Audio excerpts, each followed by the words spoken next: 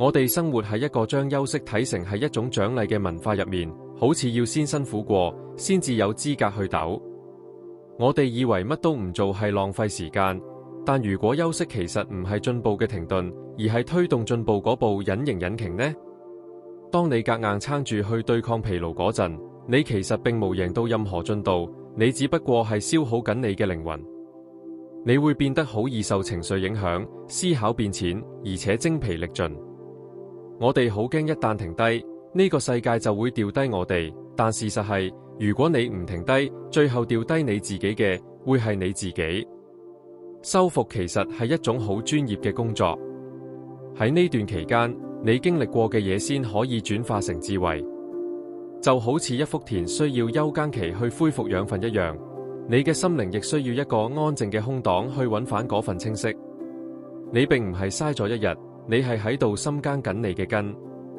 真正嘅休息係一種對生命嘅信任，係相信即使你對手離開咗個軚盤幾粒鐘，呢個世界依然會繼續運轉。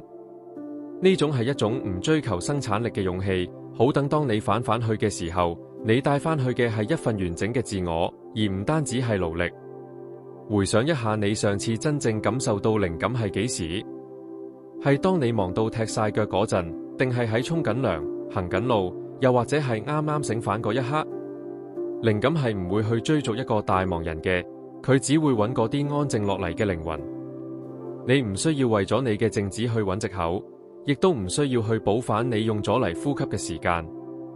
你可以做一個人 human being， 而唔係一部做嘢嘅機器 human doing。休息並唔係繞路，而係一個目的地，等你可以喺嗰度揾返去下一個風景嘅力量。俾個機會自己去嘗試休耕。如果你最近一直感受到嗰種要跑落去嘅壓力，請將呢段話當成係你嘅准許證，准許自己停低一陣。呢個星期你有咩方式去奪回屬於你嘅休息時間？喺留言區同我哋分享下你嘅靜止練習。